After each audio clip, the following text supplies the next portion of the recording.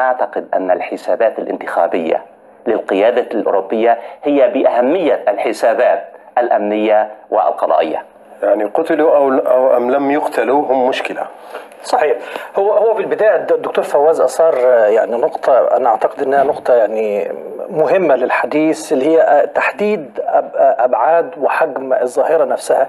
هؤلاء مقاتلون أجانب، هناك في مشاكل حقيقية في التقدير الدقيق للأرقام للمقاتلين الأجانب. يعني مثلا المنظمات الدولية، الانتربول، الحكومات، تحديد المصادر نفسها بين المعلن من الحكومة وبين غير المعلن. المصادر الأخرى مثلا للتحديد ممكن يكون المواد الإعلامية التي ينشرها التنظيم نفسه، بالإضافة إلى المنظمات الدولية. يعني مثلا عندنا أرقام بتعتمدها معظم الدول إن هي حوالي 22 ألف مقاتل ذهبوا من حوالي 100 من بداية الأزمة. من بداية الأزمة. نحن نتحدث عن الآن بعد هزيمة التنظيم. الأرقام 22 صعدوا عن ذلك، يقولون 50,000 إلى 40,000 من 110 دولة. أرقام غير صلاح. نتحدث عن الآن الحقيقة ما هي الاستراتيجيات الأوروبية والغربية للتعامل مع مقاتلي داعش الذين يحتجزون في سوريا والعراق؟ بعيدا عن ايوه بالضبط. احنا يعني في العراق ولا هنا ولا في الدول الأوروبية؟ لا، في العراق وسوريا خاصة بالأخص. هذه الحقيقة الحديث الآن ما بين الولايات المتحدة والدول الأوروبية. ماذا يمكن ما هو مصير المقاتلين الأجانب المحتجزين في سوريا والعراق؟ نعم، هو طبعا في استراتيجيتين اثنين. هذا هو كان المعمول به في السابق، ليست هذه هي التجربة الأولى. كان موجود قبل ذلك في أفغانستان والمقاتلين العائدين من بوسنيا وغيرهم. في طريقتين اثنين بتعتمدها الدول أغلبها، اللي هي الخطة الخشنة والخطة الناعمة. الخطة الخشنة غالبا بتقديمهم للمحاكمة، سواء محاكمة عادية أو محاكمة مثلا عسكرية، نزع الجنسية، منعهم من دخول البلد مرة أخرى، تبادلهم مع دول أخرى اللي بينهم وبين بعض اتفاقيات قانونية. وحضرتك يمكن أشرت إليها في البداية على موضوع سيادة الدولة، ودي نقطة طبعا جيدة. لكن لو كان هناك اتفاق قانوني مبرم به حتى يقولوا لأولئك الأشخاص بسبب داعش الآن فعليكم أن تواجهوا التداعيات. أنا أعتقد أن احنا يعني هذا الاتجاه ان احنا بنتعامل معهم على أساس ان هم خطر. يعني يجب تحديد أو التعامل معهم على أنهم ليسوا خطر فقط، هم خطر وأيضا ضحايا. يعني من بين هؤلاء الناس أطفال، من بينهم نساء، بعض منهم أجبروا، بعض منهم ذهب في البداية لأغراض إنسانية بحتة مثلا مساعدات، بعض منهم كان حب المغامرة أو البحث عن معنى. فيجب تحديد يعني موضوع السكرينينج أو الأسسمنت بعد الرجوع تحديد الهدف من الالتحاق بالتنظيم وتحديد الهدف من ترك التنظيم. في نقطة مهمة جدا، وهي أولا اللي تطرقت لها مستوى مشاركة الذي ذهب لمشاركة الدولة ما يسمى بالدولة الإسلامية ISIS. المشاركة هل هي كانت فقط لأغراض لوجستية أو يعني الدعم والخيرية والطبابة وغير هذا الشيء، مع موافقة التنظيم على مبادئه، أو من قتل وساهم بجرائم؟ فهذا طبعا حسابه قانوني، يعني يجب أن يعاقب. لكن في نقطة مهمة، لو لاحظنا التصرف الغربي تجاه هؤلاء ولاحظنا التصرف العربي تجاه هؤلاء الدواعش، الغرب عندهم مشكلة في التخلص من هؤلاء، كيفية معالجة هؤلاء، لأنهم لا ينظرون لهؤلاء على أنهم مواطنين.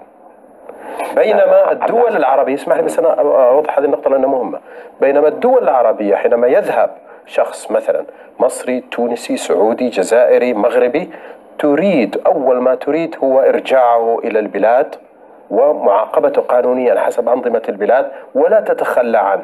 هل هذا يعني أن التعامل الغربي مع هؤلاء هو تعامل غير إنساني، لا يعطيهم حقوقهم كمواطنين قبل كل شيء؟ هل هذا يعني أن الدول العربية أكثر التزام بالقانون، يعني بالإعلان حقوق الإنسان أكثر من الدول الغربية؟ وضح لي النقطة سمح. هذا تبسيط جدا، تبسيط لواقع معقد. ليه؟ دعني أميز بين نقطتين. نتحدث يعني الموضوع بأهمية بمكان وضع النقاط على الحروف.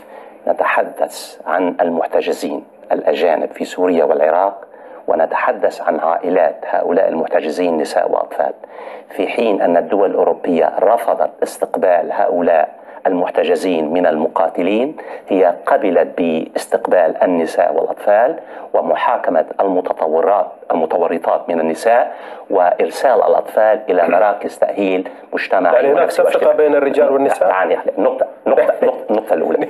أيضا هذا إخلال عبد العزيز.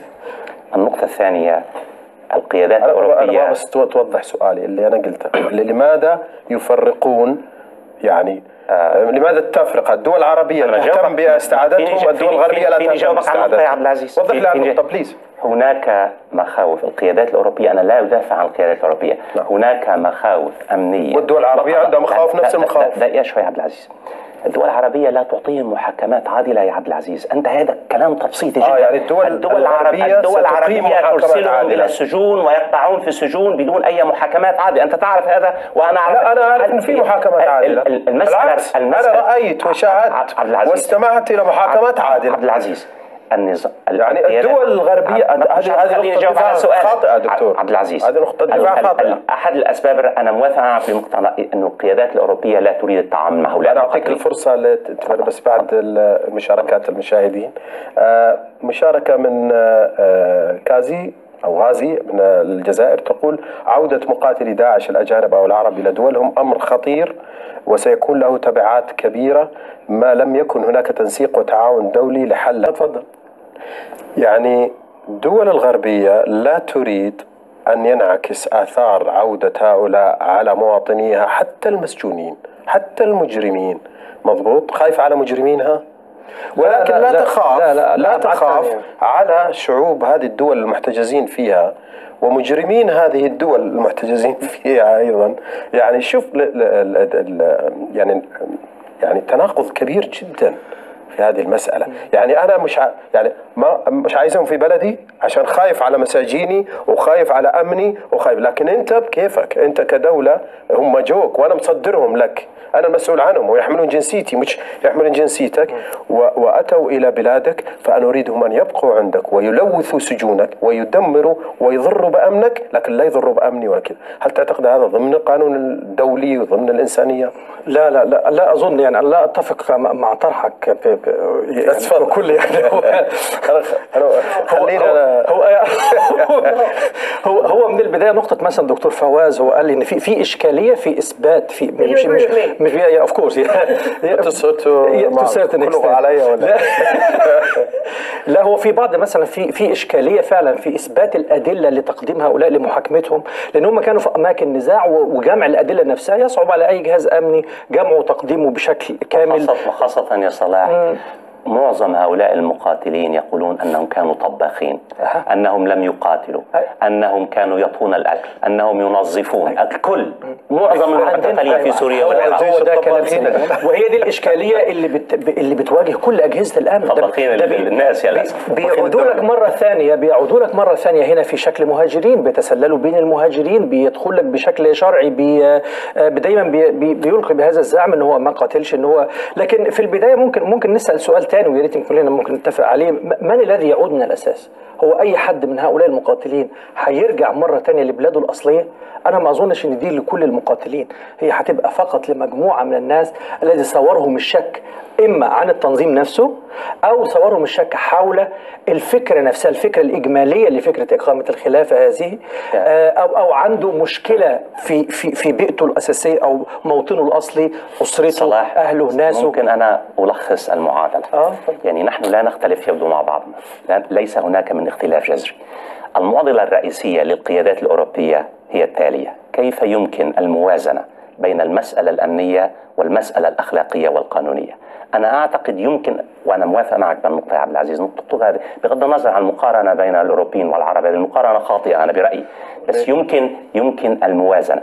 هناك نظام قضائي شفاف في الدول الغربية، يمكن لهؤلاء المقاتلين أن يحصلوا على محاكمة شفافة وقضائية، ويمكن أيضا للقيادات الأوروبية أن تحصل أيضا يعني تحمي نفسها من قضايا الأمنية. أنا النقطة التي لم نتحدث عنها الحسابات الانتخابية للقيادات الأوروبية.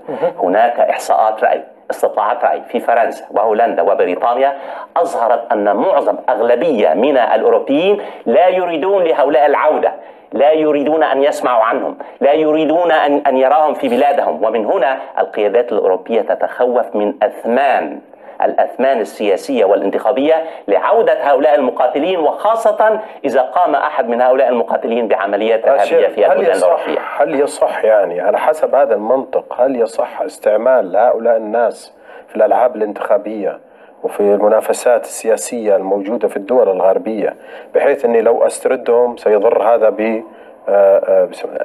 كما استخدمت في الولايات المتحدة خلال وقت أوباما، حينما أوباما بدأ حملة انتخابية قال أنه سيغلق غوانتنامو، ولكن لم يستطع أن يغلق غوانتنامو لنفس الأسباب، لهذا التناقض الصارخ ما بين ما يقوله السياسي الغربي وما بين يطبقه وما بين شرعة حقوق الإنسان التي هي أيضا من حق هؤلاء الذين يتهمون بأنهم إرهابيين أن يحاكموا مثلهم مثل غيرهم وأن يتعرضوا لعقوبات تليق بما فعلوه من جرائم أو يبرئوا. هذا هو القانون الدولي وهذه هي ما تعلمناه من حقوق الإنسان. لكن أن يأتي يقول لا هذا الرجل لا يعود إلى بلاده، يعود أولاده أو أطفاله أو زوجته، لكن هو لا، ما هذه التفرقة.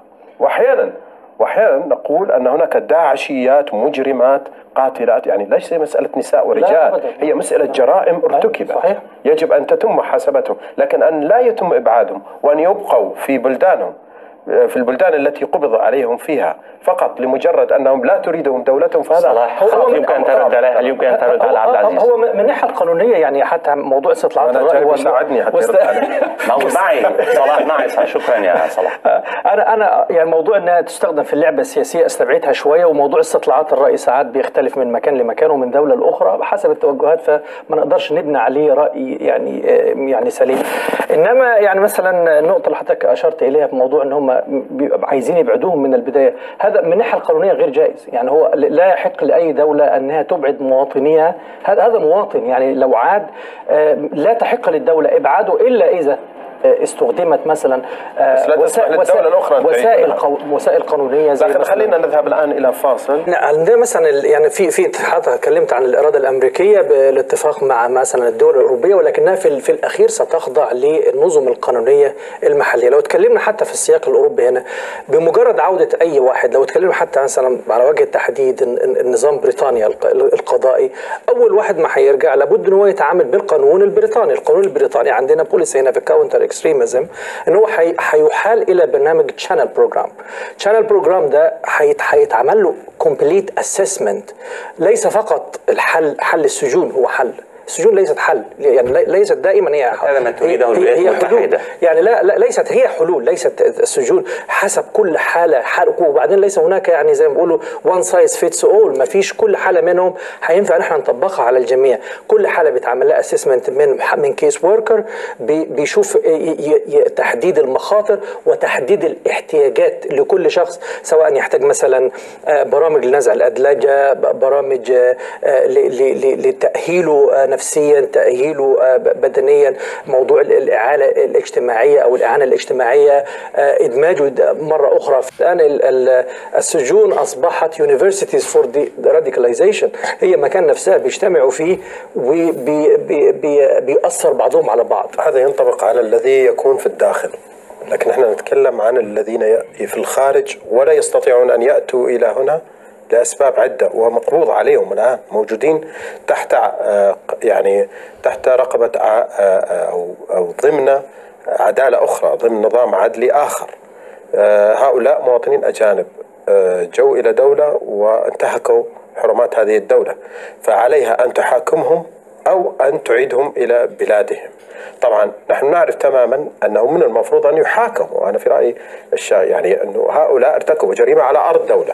هذه الدولة من تحكم؟ إذا قلت قبل شوي تقول الدكتور أنهم قبضت عليهم وحدات القوات الكردية، هل وحدات القوات الكردية دولة؟ هل هي نظام قانوني يستطيع أن يحاكم؟ يعني بالتالي هنا المعضلة. يعني أنا لذلك هذا نقطة دكتور، خلني بس يعني أكمل النقطة الأخرى المهمة اللي أنا بودي أنا أيضا رأيكم فيها. لو كان هذا الإرهابي من منظمة غير إسلامية، من إرهابي الداخل، من منظمات متطرفة يمينية متطرفة تقام بقتل 15-16 شخص في مكان ما.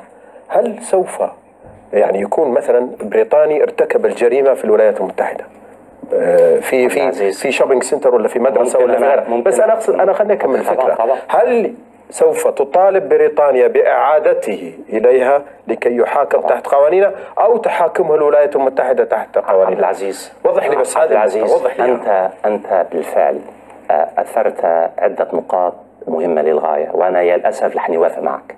النقطة الأولى، القيادات الأوروبية كلهم يعلمون أن القوات سوريا الديمقراطية ليست لديها القدرة على محاكمة هؤلاء المحتجزين. عندما 500,000 مقاتل يسلمون إلى من أيضا، وهذا يعني، انتبه لك، خليني أكمل لك، إذا لم يعترف بنظام بشار الأسد، وهذا يعني أن القيادات الأوروبية غير مهتمة، لا تهتم، doesn't give a damn. يعني النقطة الأولى. النقطة الثانية، بالفعل يعني هناك نوع من النظر إلى هذا التنظيم، وهو تنظيم الحقيقة خطير جدا، تنظيم إرهابي، تنظيم قام بمذابح، النظر لهؤلاء على أنهم خارج الإنسانية، أنهم يشكلون، وأنت أثرت نقطة يا صلاح، المفروض يعملون كأي تنظيم متطرف، أن وجود هؤلاء يتطلب موارد وإمكانات وتعامل مع كل قضية، ومن هنا الحقيقة ما تريده القيادات الأوروبية محاكمة هؤلاء كان بالقمر وليس في بلدانهم الأصلية، لأنها تريد أن تتخلص منهم، لا تريد أن تتعامل معهم ولو كان متطرف غير إسلامي. ومن هنا القضية وارتكب جريمة مثل ما ارتكبها. القضية الإسلاموية هذا شيء ثاني.